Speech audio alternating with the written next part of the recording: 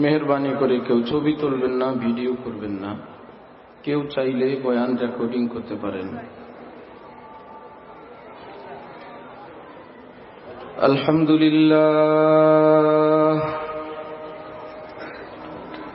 আলহামদুলিল্লাহি ওয়া কাফা ওয়া সালামুন আলা ইবাদিহিল্লাযীনা ইসতাফা, আম্মা বা'দ। فأعوذ بالله من الشيطان الرجيم.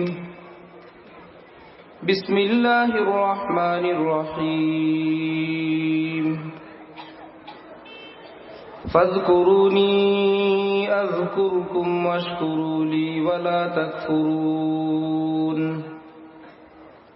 وقال تعالى: إن الله يحب التوابين ويحب المتطهرين.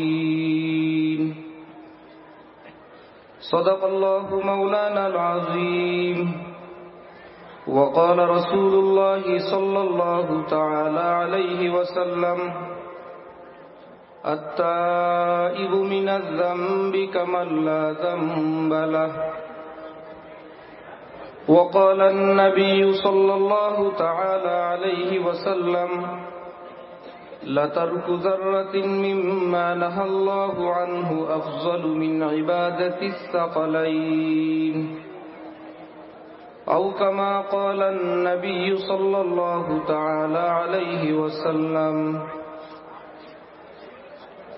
मुअज़्ज़ज़ मुहतरम हज़रात उलमाए किराम, মুরব্বিয়ানে আযম, বিভিন্ন শ্রেণী পেশার বিভিন্ন তবকার দিনদার দিন দরদি মুসলমান ভাইয়েরা, আমি আল্লাহ পাক রব্বুল আলামিনের পবিত্র কালামের দুই জায়গা থেকে অংশ বিশেষ তেলাওয়াত করলাম এবং হযরত রাসূল করিম সাল্লাল্লাহু আলাইহি ওয়াসাল্লামের দুইখানা হাদিস শরীফ পাঠ করলাম। আল্লাহ পাক কুরআন শরীফ এবং হাদিস শরীফের পরিপূর্ণ নূর আমাদের সকলকে নসিব ফরমান। কুরআনে পাক এবং হাদিসে পাকের নূরে আমাদের জীবনকে সুন্দর করার, আলোকিত করার তৌফিক দান করেন। এতক্ষণ পর্যন্ত হযরত উলামায়ে কেরাম গুরুত্বপূর্ণ তাকরীর পেশ করেছেন এবং সামনে আরো বিশিষ্ট উলামায়ে কেরামগণ তশরীফ নিয়ে আসবেন। আজকের এই মাহফিলকে আল্লাহ পাক সর্বাঙ্গীনভাবে সফল কাম এবং কামিয়াব ফরমান। আমার ভাইয়েরা, ইসলাম ধর্ম অনেক বড়, এর মধ্যে অনেক কথা আছে। কোরআনে পাক সমস্ত কিতাবের মূল। এই কিতাবের মধ্যে আল্লাহ পাক রাজাকে হুকুম করছেন, বিচারপতিকে বলছেন, যিনি জিহাদ করবেন মুজাহিদ তাকে বলছেন, যিনি ইসলাম প্রচার করবেন মুবাল্লিগ তবলিগওয়ালা তাকে বলছেন, যিনি শিক্ষকতা করবেন তাকে বলছেন, যিনি ছাত্র হবেন তাকেও বলছেন, যিনি স্বামী তাকে বলছেন, যিনি স্ত্রী তাকেও বলছেন, যিনি সাধারণ লোক দ্বীন ঈমান নিয়ে বাঁচবেন তাকেও বলছেন। এই সবগুলো কথা কোরআনে একই ধাঁচে একই আন্দাজে আছে। কোনটা কার জন্য এই কথাটা স্পষ্টভাবে কোরআনে পাকে নাই। আজকে দুনিয়ায় মুসলমানদের জন্য যে বিষয়টা একটু মুশকিলের, সেটা হলো কোনটা কার। এটা নির্ধারণ না করার কারণে যেই লোক জেহাদের উপযুক্ত না সে রওনা হয়ে গেছে। কি ব্যাপার? রব্বুল আলামিন বলছেন জেহাদে রওনা করার জন্য। ভাই, জেহাদে যাবা এর আগের মেডিকেল আছে না? আমাদের বাংলাদেশ সেনাবাহিনীর মধ্যে পা ছাড়া ল্যাংড়া কয়জন আছে? আছে দু একজন। চোখ ছাড়া আছে দু একজন। কিডনি নষ্ট দু একজন আছে না। সব কিছু টেস্টের পর একটা ফিজিক্যাল টেস্ট, শারীরিকভাবে তিনি সক্ষম কিনা, তারপরে তিনি যুদ্ধে যাবেন। তারপরে তিনি যুদ্ধের জন্য প্রস্তুতি নিবেন। ঠিক তাকে শপথ পড়ানো হয় দেশপ্রেম সম্পর্কে, দেশের মান সম্মান মর্যাদা রক্ষার ব্যাপারে, যে তিনি দেশের জন্য কাজ করবেন, মির্জাফরি করবেন না, বিদেশিদের গোপনে দালালি করবেন না। এইটুকুন পরীক্ষা নিরীক্ষা সুনিশ্চিত হওয়ার পর তাকে যেরকম একজন সেনাবাহিনীর সাধারণ সৈনিক হিসাবে নিয়োগ দেওয়া হয়, এবার ধীরে ধীরে মেজর কর্নেল আস্তে আস্তে উপরে ওঠে। রব্বুল আলমিনের ইসলামের জেহাদটা এতই সহজ, যেই বেচারার এখনো জবান ঠিক হয় নাই, যার এখনো কান ঠিক হয় নাই, যার চরিত্র ঠিক হয় নাই, যার 5 ওয়াক্ত নামাজ এখনো সহি শুদ্ধ হয় নাই, এই বেচারার উপর আস্থা করার সুযোগ নাই। কারণ জেহাদের ময়দানে গিয়ে সেও তো মির্জাফরি করতে পারে না। হযরত মুহাম্মদ বিন কাসিম রহমতুল্লাহি আলাইহি সিন্ধু বিজয়ের জন্য মুজাহিদদের কাফেলা নিয়ে রওনা করলেন। কাফির মুশরিকরা যখন জানতে পারল মুসলমানরা আমাদের অঞ্চলের জিহাদ করার জন্য রওনা হয়েছে, এরা জানে আমরা যা জানি না, যে মুসলমানদের শক্তি অস্ত্রের শক্তির চাইতে কুদরতি শক্তি, আসমানি শক্তি হইল তাদের জন্য সবচাইতে বড় ব্যাপার। বড় বড় বিজ্ঞানীরা বলছেন, যারা অস্ত্র আবিষ্কার করে, যে মুসলমানদের কাছে কি অস্ত্র আছে, এর চাইতে বড় বড় অস্ত্র আমাদের কাছে আছে, কিন্তু মুসলমানরা যে বলে নারায়ে তাকবীর আল্লাহু আকবার, এই অস্ত্রের মোকাবেলার ক্ষমতা আমাদের কাছে নাই। সুবহানাল্লাহ। যে এই অস্ত্র মোকাবেলা করব কি দিয়ে? তারা তাদের বসকে জিজ্ঞাসা করে যে নারায়ে তাকবীর আল্লাহু আকবার যে একটা বলে, এইটার মোকাবেলা কি দেওয়া যায়? বলল ওইটা তো আমাদের কাছে নাই। যুদ্ধের ময়দান কাফির মুশরিকরা বলতেছিল লানাল উজ্জা ওয়ালা উজ্জা লাকুম, আমাদের উজ্জা আছে, লাত আছে, মানাত আছে, এক একটা মূর্তির নাম, তোমাদের এগুলো আছে? নবীজি হযরত হাসান বিন সাবিতকে বললেন, হাসান তুমিও কবিতার মাধ্যমে এদের মোকাবেলা করো, উত্তর দাও। হযরত হাসান বললেন, ইয়া রাসূলুল্লাহ কি বলে উত্তর দিব, আপনি শিখায়া দেন। নবীজি বলেন, তুমি বলো লানাল মাওলা ওয়ালা মাওলা লাকুম, আমাদের মাওলা আছে, তোদের মাওলা নাই। সুবহানাল্লাহ। এই জন্য সারা পৃথিবীর টপ 10 সর্বোচ্চ 10 দেশ আত্মহত্যাকারীদের, সবচেয়ে যেই দেশে লোক মরে বেশি ইঞ্জেকশন দিয়ে আত্মহত্যা করে, সেই দেশের লিস্টে সর্বোচ্চ 10 দেশের মধ্যে মুসলমান একটা দেশের নামও নাই। আলহামদুলিল্লাহ। কেন নাই? তারা মনে করে তাদের দুনিয়ায় সব, অর্থেই সব, ক্ষমতাই সব। কেউ কোনো মেয়ের সঙ্গে প্রেম করছে, সেই আমার সব। যার সঙ্গে ভালোবাসা করছিল 3 দিন পর সে মারা গেছে, রাস্তায় ঘুরে আর বলে আগে জানতে তো তুমসে কভি প্যার না করতে, আহা অকালে তুমি আমাকে ছেড়ে চলে যাবে, এই কথা যদি জানতাম নিজের জ্ঞাতি গোষ্ঠী সবাইকে বাদ দিয়া তোমার কাছে আসছিলাম, তুমিও চলে গেলা, আমার জীবনে সবই তো। কাফির মুশরিকরা বলে আমার সব আশা এই, সেটা শেষ, সব শেষ। আরেকজন বলে সব আশা নেতা হওয়া, সেটা হইলাম না, সব শেষ। মুসলমানরা বলে না, এই দুনিয়া আসবে আর যাবে, সবচেয়ে বড় আমার প্রাপ্য এই পৃথিবীতে আমার আল্লাহ। সুবহান। যে হাজার গুনাহ করছে, ভাবতেছে আমি পাপিষ্ঠ, সেও যদি বলে আল্লাহ রব্বুল আলামিন ওয়াদা করছেন আমি অভিমান করে, রাগ করে, গোসা করে উত্তর দেওয়া থেকে বিরত থাকবো না, কাফেরও যদি আমাকে ডাক দেয় বলে আল্লাহ, আমি আল্লাহ তার ডাকেও সাড়া দেই। হিন্দু লোক মূর্তি নিয়ে ঘুরে, এর পূজা করে, সনম সনম বলে। হঠাৎ একদিন অনিচ্ছাকৃত মুখ থেকে বের হইল সমাদ, কুল হুয়াল্লাহু আহাদ, আল্লাহ পাকের এক নাম সমাদ। আল্লাহ বলেন আমি আহাদ, আমি সমাদ। সমাদ অর্থ হইল যার কাছে পৃথিবীর সবাই ঠেকা, যিনি কারো কাছে ঠেকা না, তিনি হইলেন সমাদ। সেই বেচারা জানতো মুসলমানদের খোদার এক নাম সমাদ। আজকে আমার মুখ থেকে হঠাৎ সমাদ বের হইল, সঙ্গে সঙ্গে সে একদম উচ্চ স্বরে উত্তর, লব্বাইক ইয়া আব্দি, হে বান্দা তুমি আমাকে ডাকছো, আমি তোমার আল্লাহ, আমি সমাদ। হিন্দু লোক, তার জানা ছিল মুসলমানদের খোদার এক নাম সমাদ। সেই খোদার নাম ভুলবশত আমার জবান থেকে বের হইলে তিনি উত্তর দিয়ে আমাকে প্রশ্ন করতেছেন, আমাকে ডাকছি না, তোমার কোনো কিছু লাগবে, আমি তোমার যে কোনো কিছু করার জন্য আমি তো প্রস্তুত, খোদা তোমার। এক আষাঢ় দিছে, মূর্তিকে ভাইঙ্গা চুরমার করে ফেলছে। হায়, কাকে ডাকি, জীবন ভর ডাকলাম, একটা চোখটা খুলেও তো দেখলো না, একটু একটা শব্দের উত্তর দিল না, সনম সনম দিয়ে জীবন শেষ করলাম। আর সমাজকে ডাকার সাথে সাথেই তিনি বলছেন, লাব্বাইকা আব্দি, বান্দা আমি তো হাজির, তোমার কোনো কিছু লাগবে? সুবহানাল্লাহ। রব্বুল আলামিন তিনি তো এত মায়াওয়ালা, এত দয়াওয়ালা আল্লাহ। মাও অভিমান করেন যে আমি তোর সঙ্গে কথা বলবো না। ছেলে মা ডাকে, একবার দুইবার তিনবার ডাকে, মা চুপ। আর কিছুক্ষণ পর মায়ায় দরিয়া যখন জোশ আসে আর চুপ থাকতে পারে না, নিজেই বলে উঠে, না তোর কোনো মা নাই, মা আমাকে মা ডাকবি না, এই সেই কথা বলে। আসলে চুপ থাকতে পারে না, ওটাকে সামাল দেওয়ার জন্য ডানে বায়ে বলে। আসলে এটাও তো একটা উত্তর।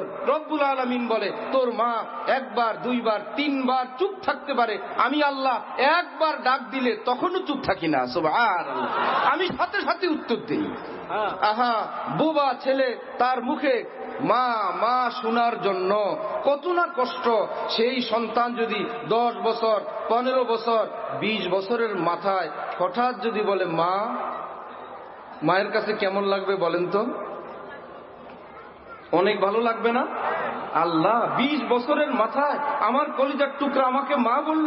রব্বুল আলামিন বলেন, আহা, লায়লা লায়লা নিয়া রাস্তায় রাস্তায় যারা ঘুরছিল, পৃথিবীর হারাম প্রেম ভালোবাসার পিছনে ঘুরছিল, আহা আমি আল্লাহকে বাদ দিয়া দুনিয়া সব নষ্টামিতে ঘুরছিল, এই জবান দিছিলাম আমাকে ডাকার জন্য, এই সুন্দর জবান আমি আল্লাহর জন্য, এই ব্রেন মন মস্তিষ্ক আমি আল্লাহকে ডাকার জন্য।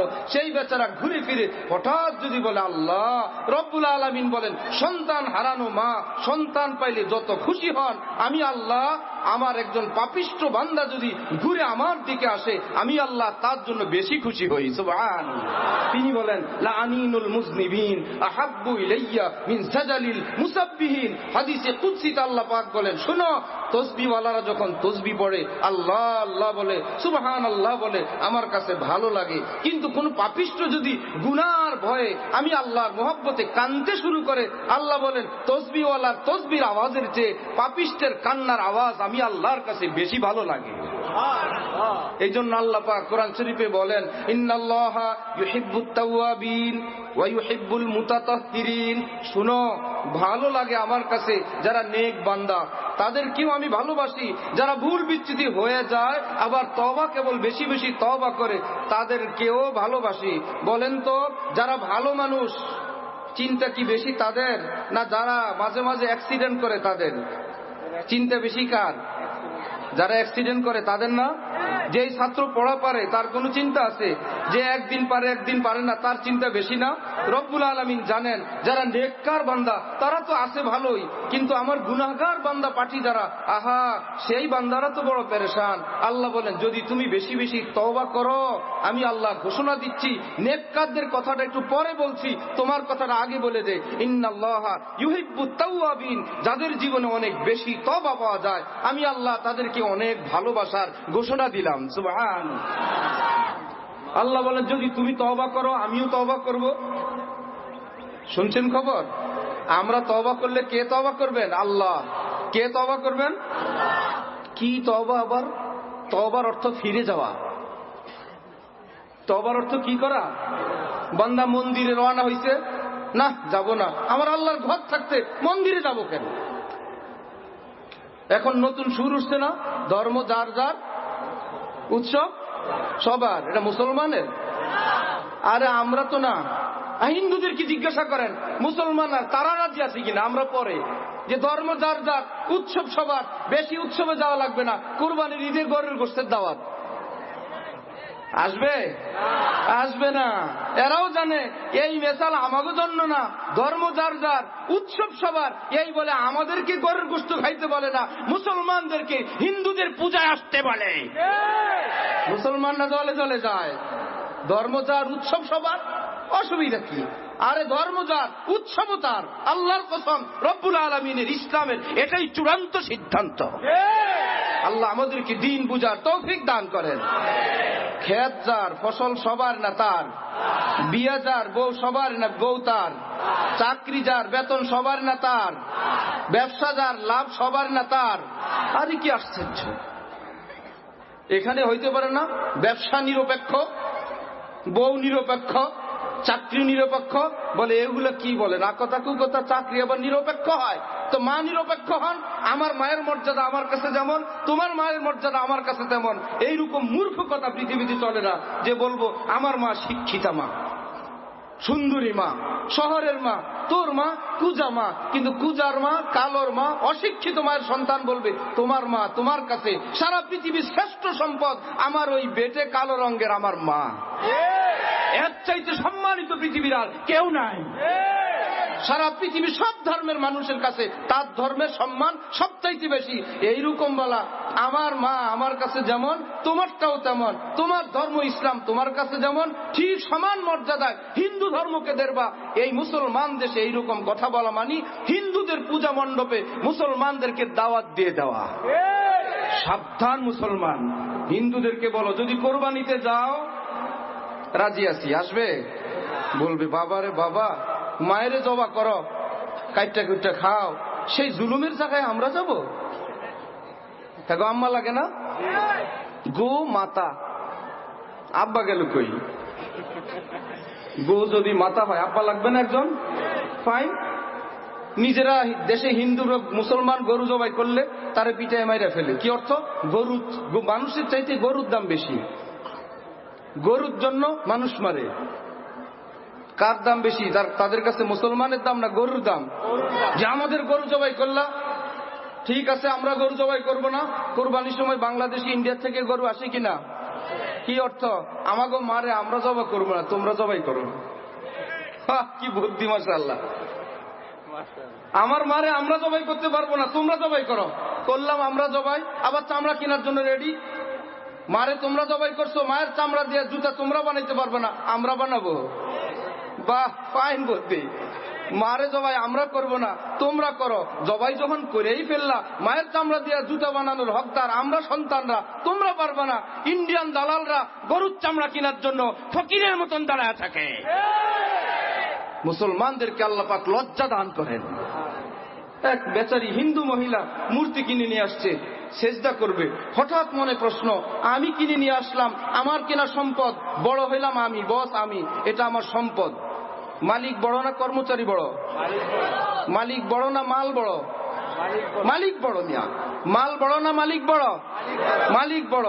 তো মূর্তি বাজার থেকে কিনে আনলো, মূর্তির মালিক সে না? তো বড় তো মালিক। তো আমি আমার একটা ছোট জিনিসকে সেজদা করব, এসপি সব দাঁড়াবেন ওসির জন্য, হইতে পারে না। এসপি সালাম দিবে ওসি রে, না ওসি সালাম দিবে এসপি রে?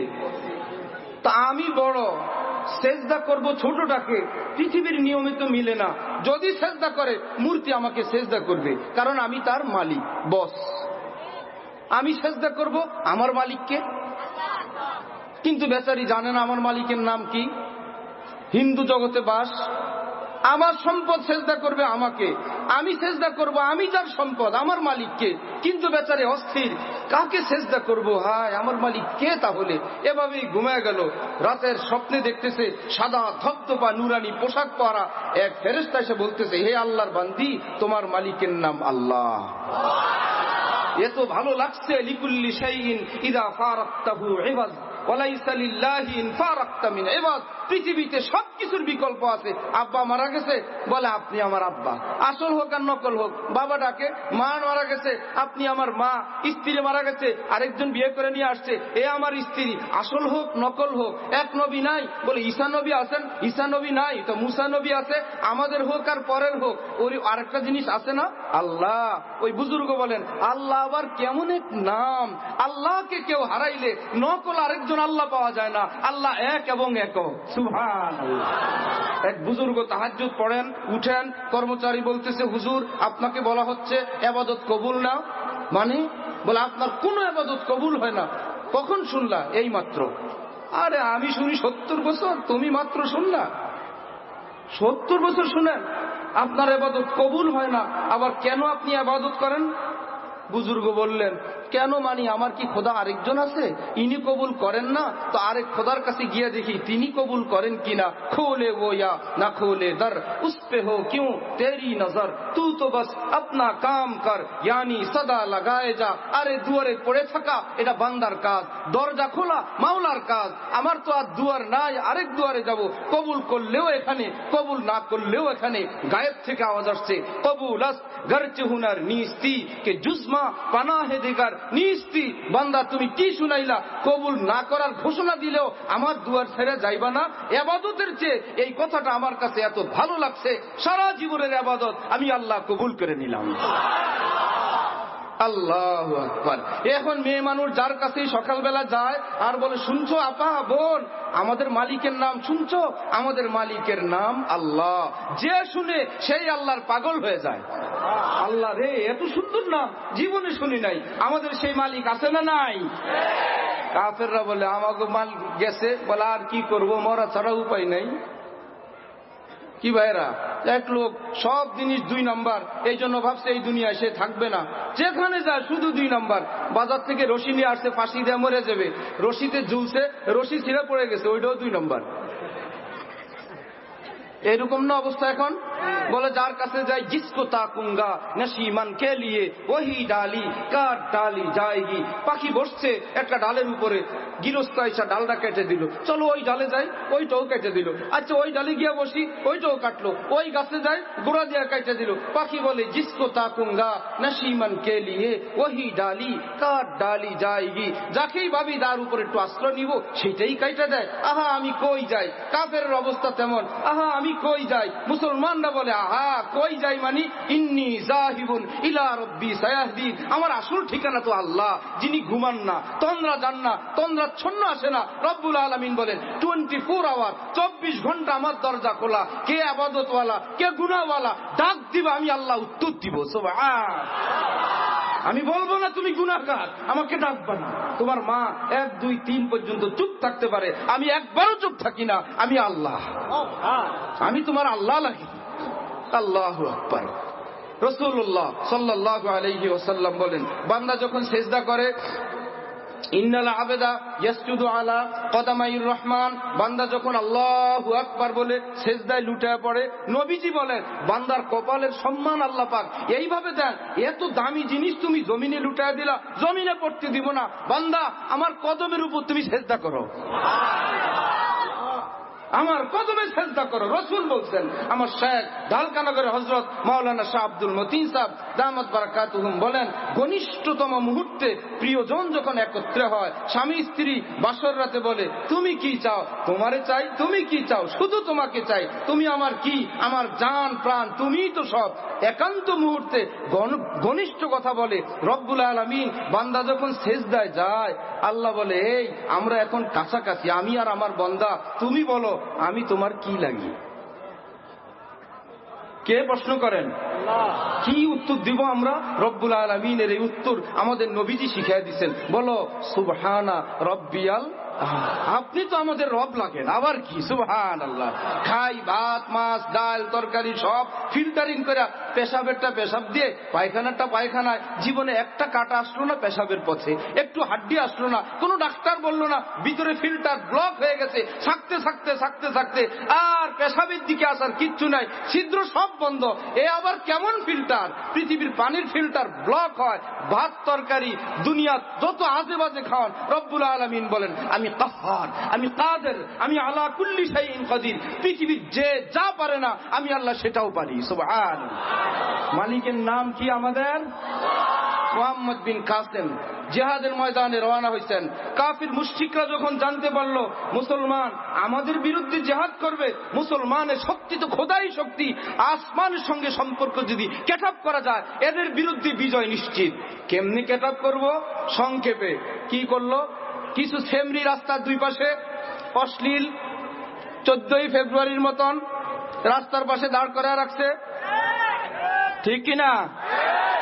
আশপাশে দাঁড়ানো। কাফের মুশরিকরা জানতো থিওরি যে আশপাশে দাঁড় করে রাখো, দোকানপাট খোলা, কি মুজাহিদরা যদি সেমরিকে দিকে দেখে প্রেমে পড়ে, আল্লাহর গজব পড়বে, জেহাদি জিততে পারবে না। মুসলমানরা ক্ষুধার তাড়না যদি অন্যের মালে হাত দেয়, ক্ষুধার গজব পড়বে, জেহাদে পাশ করতে পারবে না। মুসলমানদেরকে এমনে ঠকাও, রাস্তার দুই ধারে নর্তকী এবং অশ্লীল নারীদেরকে সাজায় রাখো। মোহাম্মদ বিন কাসেম জানতে পারলেন সামনে পরীক্ষা, নিজের সৈন্যবাহিনীকে বললেন, এই সামনে এই পরীক্ষা, একজন মুজাহিদ যদি বিন নারীর দিকে চোখ তুলে তাকাও, আমি মোহাম্মদ বিন কাসেম তার চোখ খুলে ফেলবো। মুসলমান যদি কারো মালে হাত দাও, আমি তার হাতের কবজি কেটে ফেলবো। জিহাদ আল্লাহর জন্য, আল্লাহর সন্তুষ্টির জন্য আমরা এইভাবেই যাব। মুজাহিদরা প্রস্তুত, রেডি। ওই যে বলছিলাম জেহাদের মেডিকেল মনে আছে? রাস্তার দুই ধারে নারী কতভাবে আহ্বান করে, কেউ তাকায় না। মানুষের মাল, ক্ষুধার্ত মুসলমান, কেউ ধরে না। কি ব্যাপার? যাই আমরা আল্লাহর জন্য। গোয়েন্দারা দূর থেকে খবর দিল, আরে যেই বাহিনী আসতেছে, নর্তকীদের দিকে চোখও তুলে নাই। এত অশ্লীল নারীর আহ্বানে তারা হাত ছাড়িয়ে দিছিল, হাতে সাড়া দেয় নাই। ক্ষুধার্ত মুজাহিদ কারো মালে হাত দেয় নাই।